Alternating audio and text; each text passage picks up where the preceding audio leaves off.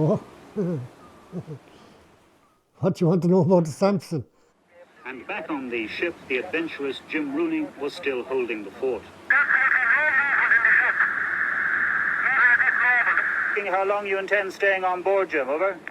I was very biblical, 40 days and 40 nights. And the whole reason was I was broke. Absolutely broke. Jim Rooney, who was on board, what sort of condition did you find him in? He's in very good form. He's looking a bit under the weather, to say the least, but he's in high spirits. He's determined to stay on board. He's a clever guy. He knows what he's looking for. What would he be looking for? Well, the value of the vessel. The Samson came in, and I was on the rocket crew at the time. I'd been on the rocket crew since I was 17 or something. And I was sent up with Paddy Foley to mind the wreck for the night, above in the lookout with no windows in it. I had asked Hugh Riley, Lord Mustang Hugh,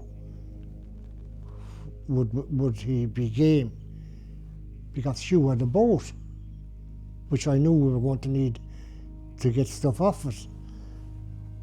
Hugh would not do anything risky, and never did. And I ended up with the wrong man, John Crone, and I knew he'd cheat me, but I also knew he'd do it. So my job was to go aboard her and take possession, which I did, down in the dark in the middle of the night. But I used to climb cliffs as a hobby, so it wasn't any great feat. The only mistake I made, I was trying to step from the rock on board her, and the big wave struck her, and she jumped up in the air, and I jumped it. There was a gap between the rock and the boat, straight into the fucking sea I jumped, and I couldn't swim. But when I came up, you can be sure I wasn't locked. I tore my fingernails off the rocks trying to scramble, because I knew when my clothes got heavy that I'd be in real trouble. The weight would have... But I pulled myself out of it anyway. That was the coldest night I gave, all night in the cabin, and wet clothes on me. I was shivering. The troll must have come out the next day or something, and I got clothes sent down to me. Changed my clothes, and I was dry, and I was all right. And I started looking around and see what I could see, and there wasn't a lot. Cronin arrived out that night time, and we started taking everything that we could out of her.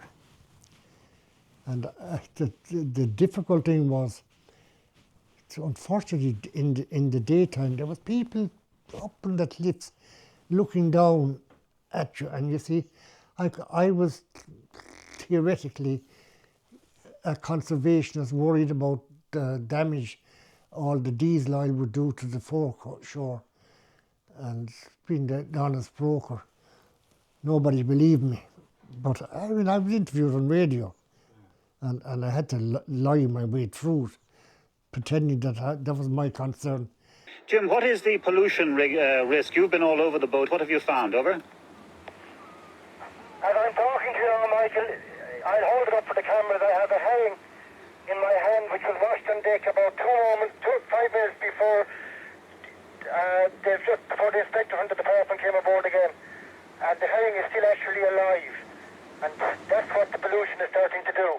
Cronin came at night time, we loaded up and took as much as he could, and he brought it all up to his home place, and including portholes, which were breaths. And I stayed on the boat and took as much as I could, and spent Christmas and everything aboard. I got my Christmas dinner. I had police systems set up where I could get food up and down to me. I was off the boat, and somebody came to me looking to buy something, and as far as I was concerned, everything was stored above. And I was relying on Tommy Crone, the county councillor. I didn't trust John Crone, but Tommy was my badminton partner. And I thought that Tommy would keep an eye on the brother. Sure. when I went up to get my and they were making 300 quid with what the brass portal was worth. There was none there for me.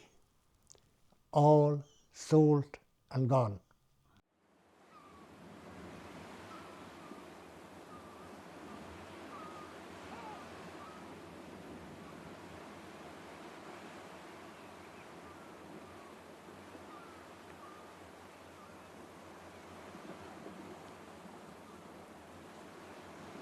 And I came home, and the following Sunday morning, I don't know why I knew Cronin would be at Mass in Ardmore. And I went out in front of the crowd coming out from Mass to accuse them, "You fucking robber." So one robber calling the other a robber. But I deliberately made sure that there was no point in insulting him one-to-one. I wanted to make sure there was somebody would know that what he was after doing to me, for sure. That was what I made out of it. That's how I ended up in Australia the same year. The following April I was gone to Australia. I knew I was going to Australia too, and they knew, so I suppose they didn't mind screwing me a bit. Right. But it was a great adventure. I enjoyed it. Yeah. The actual kick of going aboard. The day I came off it, how, I'll never know, Michael Ryan, I think he's dead now, he was a reporter for RTE. And when I got up the cliff, just as I arrived up on the path after climbing up the cliff off her, and I was fairly, I'd been my 40 days and 40 nights there. What did he push under my nose? A microphone. A fucking interview for RTE. But what of the huge sums which earlier reports said he had hoped to make out of salvage? Public house talk, I suppose, as usual. Ireland, typical. But in financial terms, will it have been worth it at all from your point of view? Well, I'm unemployed, so if I got 10 shillings, 10 shillings to me. But legal and financial matters were not an immediate priority at any rate. What he most wanted now, he said, was a bath. I went off to New Year's Eve.